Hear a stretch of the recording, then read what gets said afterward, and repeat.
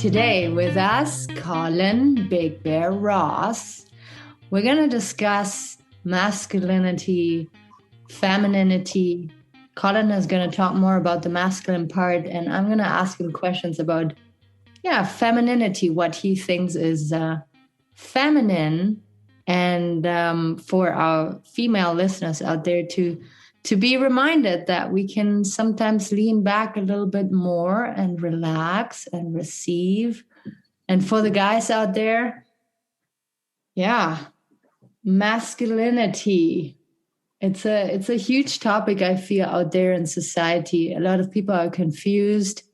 There's a lot of mixed messages out there of what is masculine, what is feminine. What would be your spontaneous take on that topic, Colin? Well, yeah, you're absolutely right. So there are a lot of people out there that are so confused with the word feminine or masculine, and they make up their own notions in their head to what it means. Like, oh, this guy's masculine, like maybe he's like an alpha or he's acting aggressively or something like that.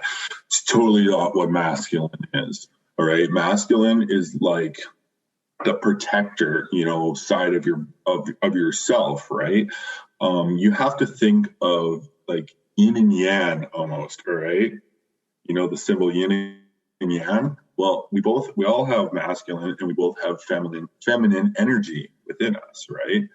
And it's about finding the balance in the middle to truly start, walking into that amazing power that you have. And some of us as men, we fall into this masculine mask, you know what I mean? We label ourselves with this, like, I'm a big, tough, strong man, I don't need to talk about my feelings, or, strong men even, right? Because that's the nurturing side, right? That's the side that you can be vulnerable. That's the side that can help you to really heal, right? Mm-hmm. So that's where it's important to have that balance, if that makes sense. Totally. Yeah. What I would like to add to that is, I feel when you are living in a wounded masculine energy, let's say, when you still think that aggression is the masculine way, you will also attract women that are also still wounded. So they think, oh, aggression is so sexy and attractive. And that's when the whole mess starts, because then you are kind of caught in that role. And there's not a nurturing, understanding relationship starting, but a relationship based on sex and aggression, for instance. Do you understand what I mean by the wounded masculine and the wounded feminine? Like, have you observed that too? Oh God, yeah. Like, there's so many of my friends, even myself, have grown up in those toxic relationships where, like you'll see, like, there's an abusive relationship and you keep wondering why they keep coming back to each other. You're like, you just don't understand it. It's like, why are they with each other? They're so toxic for each other, right? Yeah. But that comes down to habit. That comes down to past traumas. It could be due to lack of a father in the home. There's so many different things that could be triggering that. Because we all, everything comes from our childhood, right? Our childhood traumas, right? And we bring that through us as we grow older, right? So, a girl, who is used to being abusive or having to be abused, that could come from her father for all we know, right? And that's something that she's experienced growing up her whole life, so she doesn't know any other way, right? Mm-hmm. And so she thinks she's in this healthy relationship, but really it's a toxic relationship. Yeah. And the steps out of it are usually very tough, like to get out of an abusive relationship, a toxic relationship, and then afterwards I feel sometimes it's ingrained so deeply that people who are used to abuse and toxicity are searching for that again, because that's home. That's what they're used to. You're falling back into old habits, right? Exactly. It's like I'll put it in like a very easy way for people to understand. Okay, so it's like for 10 years of your life, when you start drinking from however young you are, okay, so when you're happy, you have a beer, right? And when you're sad, you have a beer. Like, that's the go-to. And throughout 10 years, you create that habit. So every time, alcohol is not good for you. It's a depressant. You know what I mean? It's not going to make you happy. It might for the moment, but the next day you're going to be pissy. You're going to be, moody because you're hungover and you're basically putting poison in your body, right? Now your body has to flush it out. So, but you're getting caught into that long-term habit of what you know over 10 years. Mm-hmm. So just an easy way to put it, right? Yeah. Yeah. Like, what would you say are the first steps to reframe relationships, or to reframe the idea of what is healthy, what is good, or what not? It is probably awareness, but to have that awareness, where do we go from there? Well, if we're talking about somebody that does that this is all they know, they don't know anything else except these toxic lifestyles and everything, this is basically hitting rock bottom and remolding your entire life. So this comes down to self-love. This step comes down to being alone with yourself, being able to be alone and loving yourself, and not for just a short period of time. Like, you need to do this for a long time, and you need to deal with those traumas. You need to start identifying all these unhealthy traits that you've been living, right? And then, and when you start to become healthy, and you will eventually, once you start putting in the work, mind, body, soul, you start eating good, you start working out, you start spending time in nature, you start to look at the little things in life, right? You start to heal, right? And then once you start to really become healthy, that's when you can finally give back healthy. So first things first, when you're coming out of a relationship that's toxic like this, is you need to be selfish. You need to think about yourself, your own well-being, and your number one, self-love. You need to be able to look at yourself in the mirror. And if you can't do that, that's a self-love issue. Yeah. And it can be a very, very lonely path. You said that earlier, that you went through times of extreme loneliness when you started healing. And I feel for a lot of guys, sometimes it's tough to make sense of why a relationship like broke up, ended. And I feel we as women, like, we have it easier. We're quicker to blame and shame the others. And sometimes we're not aware that we as women can be very toxic as well. You don't have to talk about your personal experiences, but you can. Have you heard about women who have that behavior where, as a guy, you feel so confused? You're like, well, she plays the victim, but she is obviously not. Like, she's manipulating the situation, but I don't know as a man how to react. Have you heard of a story like that, or maybe experienced it yourself? Yeah, for sure. Like, I've totally experienced it myself. I was in a long-term relationship with a girl for a long time, and she was deep in addiction. I was in addiction, you know what I mean? And, I was trying to power both of us out of it. and I always came off as the asshole, right? Because I was like the hard liner, like, we need to get our shit together. We need to get, going, and we need to get help kind of thing, so she became a victim to me, right? Because, I'm trying to like enforce these things, right? And, at first you enforce things gently, you know what I mean? And then by the end of the relationship, it's so broken. You're basically screaming at each other, so that now they're a victim, you know what I mean? And they victimize themselves because, because of the anger that's coming out between the two of you, right? Mm-hmm. So, it's easy to do that. Men do the same thing. They victimize themselves as well, and when you wake up and you realize, I'm not a victim anymore, that's when you really start to take back your power, right? Mm-hmm. But yeah, it's a very complicated situation to be in. It really is.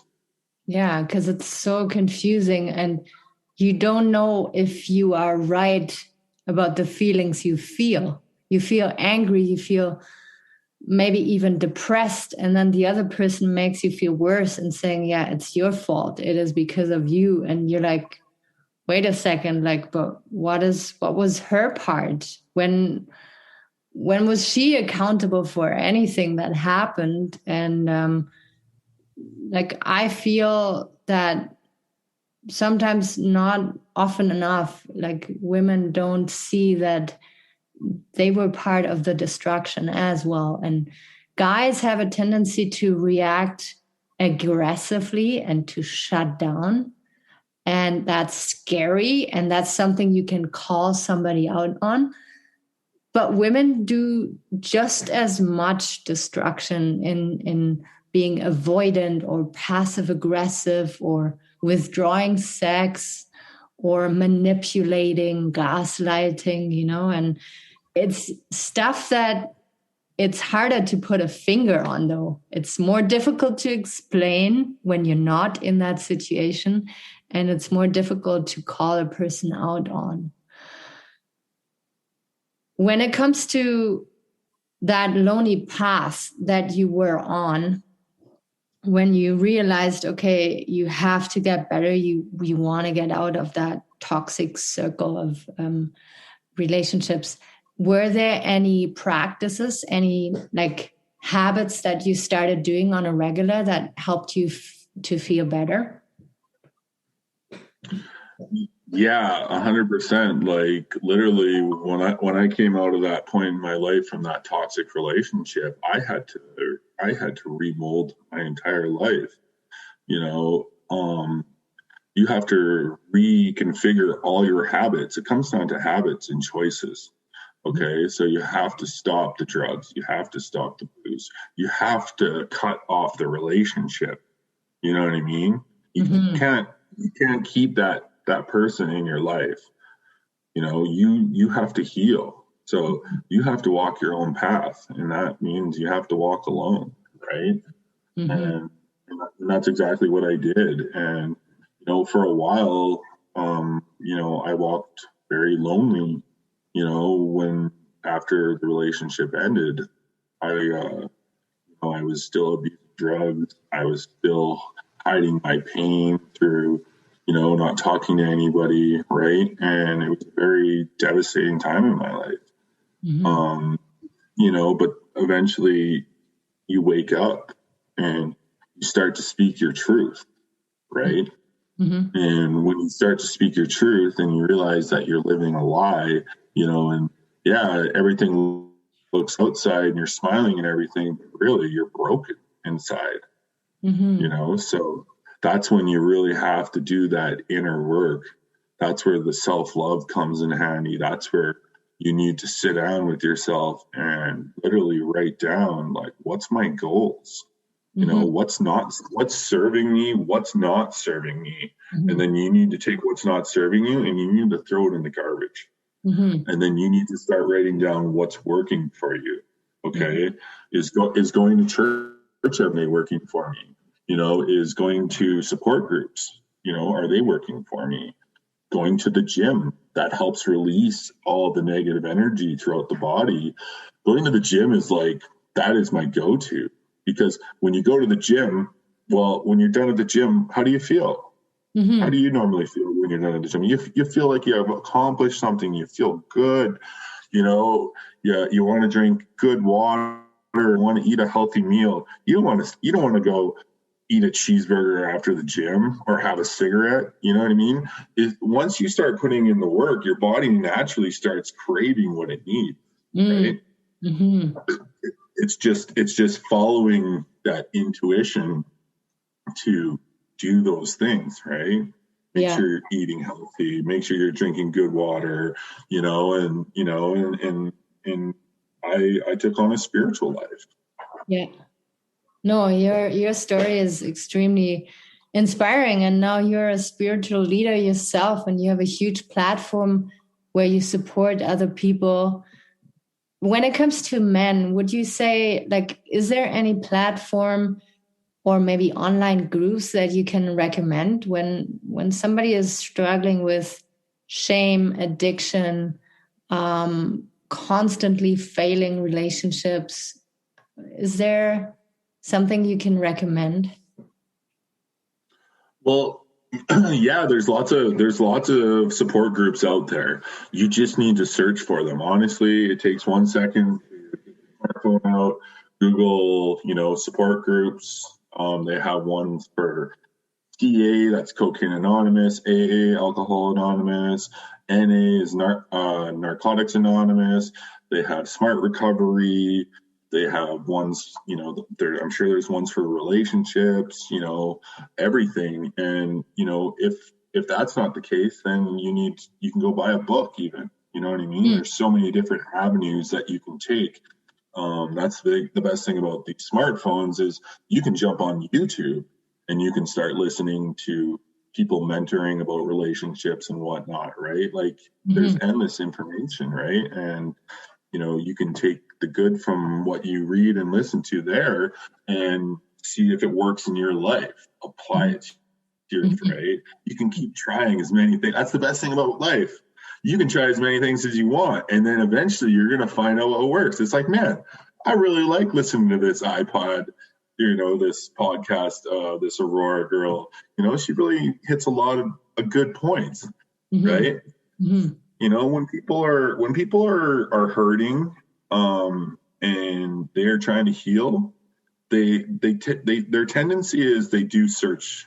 And sometimes we get caught so much in our emotions that we don't know what to do. And that's where, people like me and you come in handy, and we can help point them in the right direction.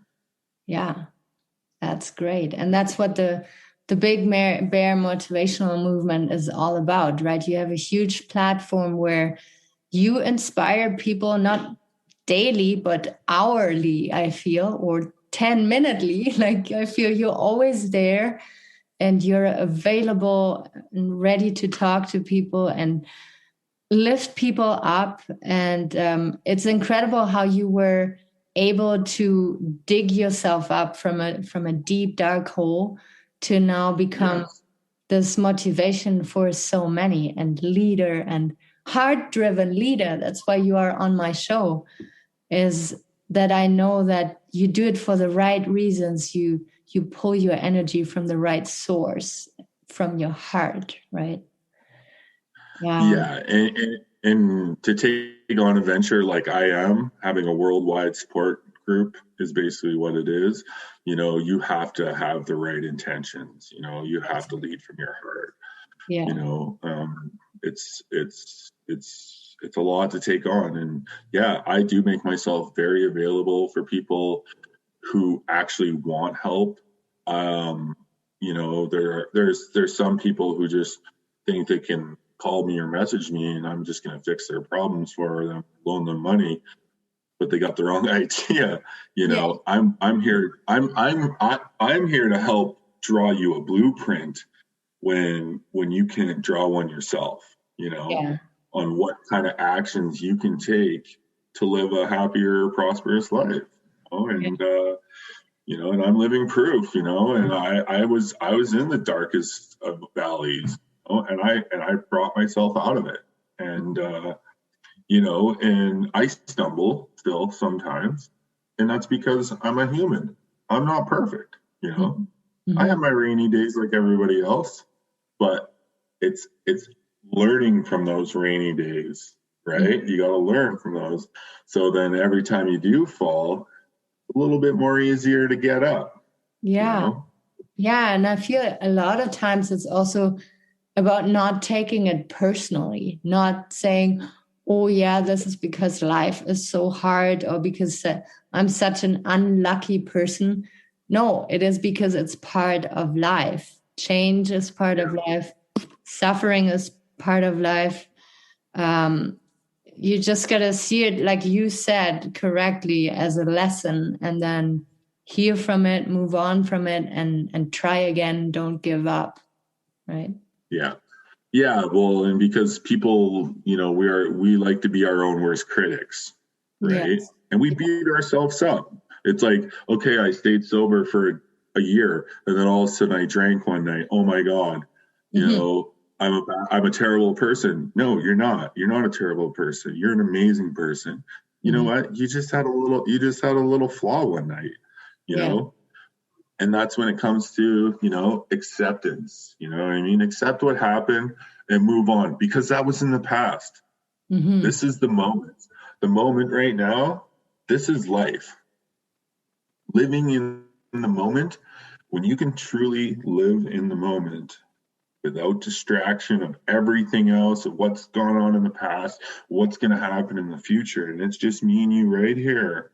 You're living in that very moment. Yeah. That is truly living life. You are walking in your power.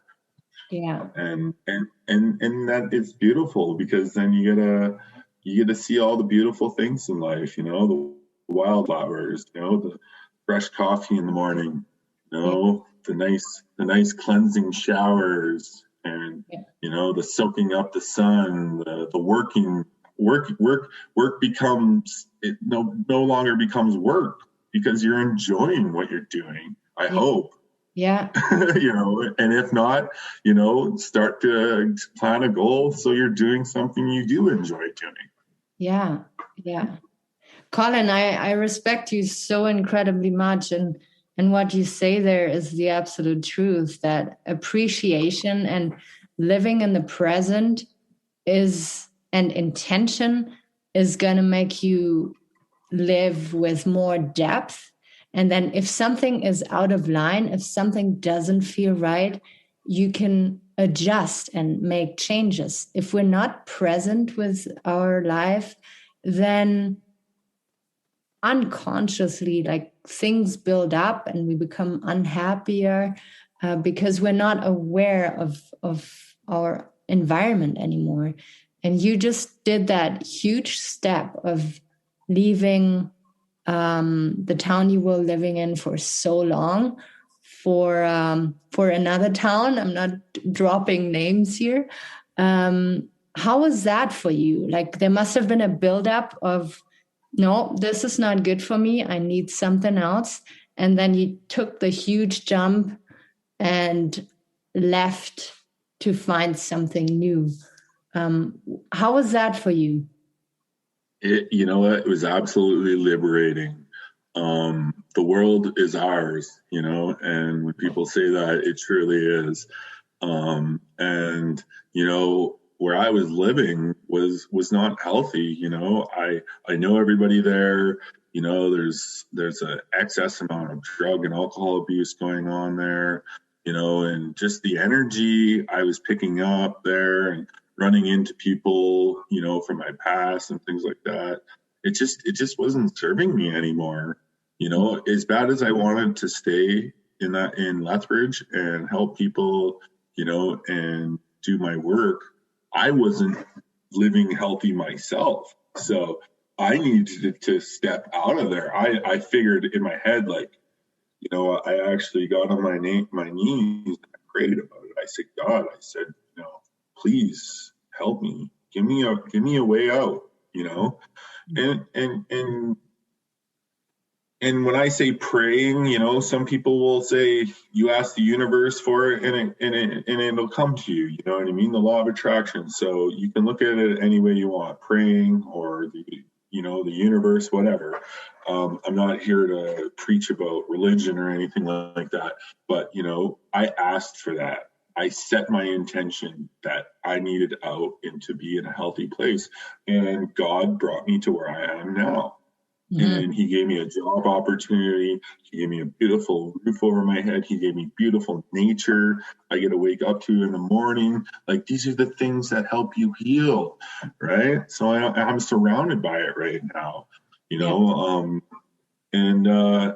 it's absolutely amazing. I've only been out here, just a couple of weeks now, and I can really tell the difference. I'm getting up. I'm getting up at 6:30. Sometimes even 4:30 in the morning, ready to go again. I wasn't doing that back home. I was laying in my bed. Sometimes I wouldn't even get out of my bed.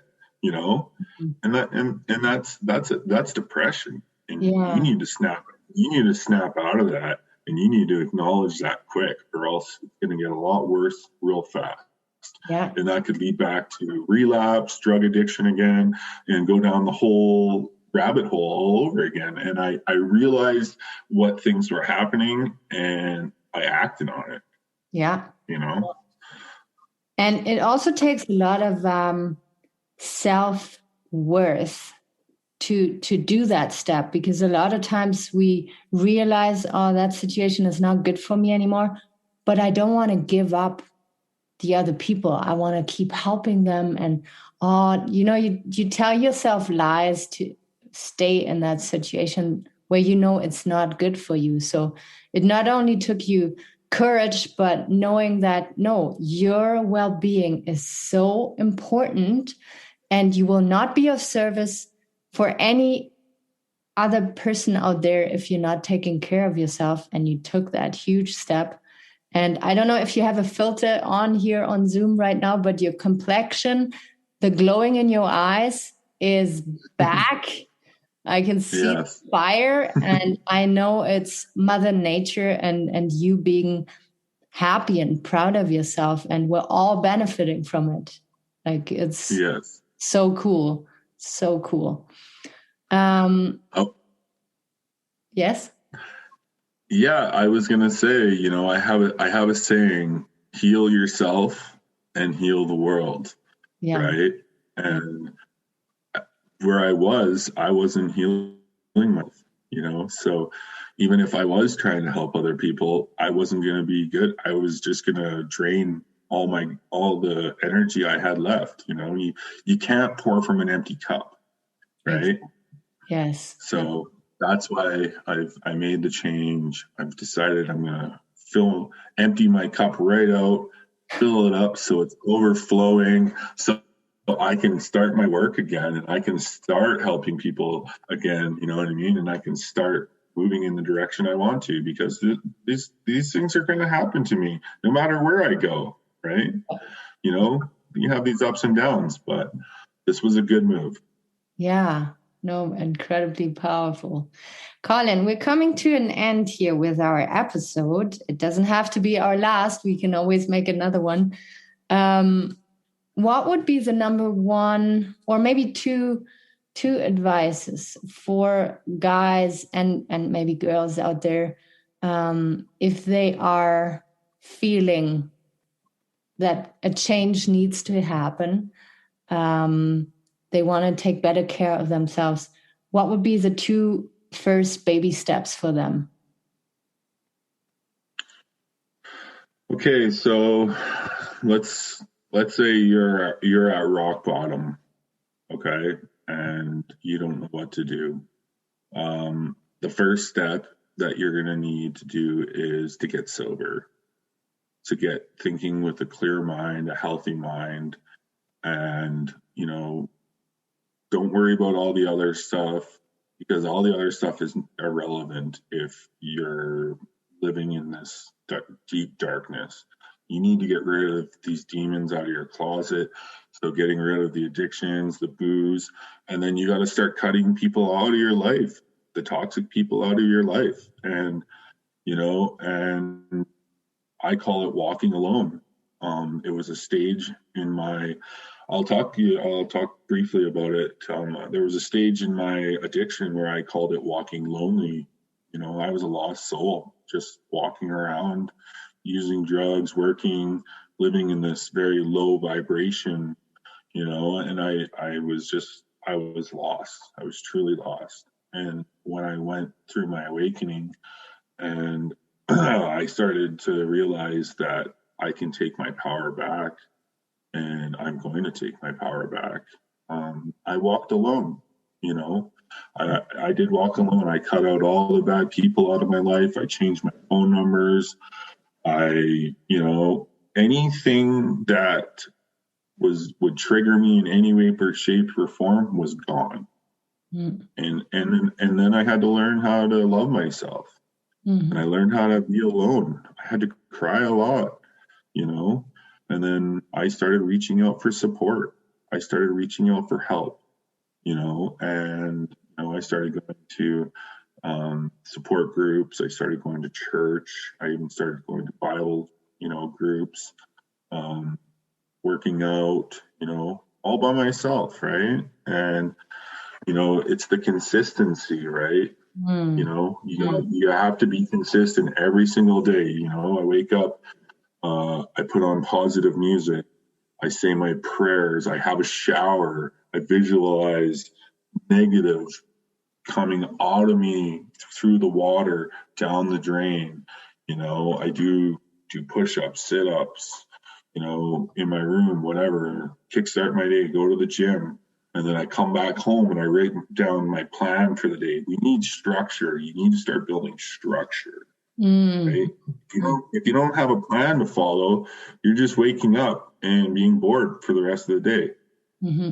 You know, you need to make a solid plan, and then you need to follow through with it. Mm-hmm. So make the goal, right? Act on it, and then it becomes reality. Okay, it's 3 very simple steps. Mm-hmm. Goal, put in the work, it becomes reality. Boom. Your life is starting to work for you. Yes. Oh, so beautiful. Thank you so much, Colin, for sharing all this. I know we brought a lot of value to people out there and insights about you. I will make sure that I put your platform information into the show notes. And people can contact you on Facebook very easily. Thank you so much. Yeah. I have Big Bear Motivational, which is one of my platforms. And then I also have the Big Bear Movement, which is like a support group there as well. And then I have bigbearmovement.com, and that's where I sell I have my own clothing line, Big Bear, you can see right here, product line. And I even have a team of holistic online healers. So you can talk to life coaches, energy healers, things like that. It's a great place to get to start if you're looking for some help and some guidance. These women are very professional. They're at the best at what they do. And I wouldn't have them there if they weren't. So, yes. Thank you so much, Colin. Blessings. Yeah, thank you so much for listening to this interview. I hope you feel inspired. I hope you feel hopeful for the future. If you're struggling right now, know that there's always people out there you can reach out to. And if you are struggling to find a purpose, then know that spending time with yourself and reflecting about the decisions you want to make in the future will shape your future. And if you are aware of yourself and your surroundings, then you will be aware of the things that are good for you now or things that have to be addressed. I will be here very soon again. In the meantime, you can reach me on Facebook, Aurora Eggert. And leave us a review on Apple Podcast. And we will be out there very soon again. Bye-bye, and thank you.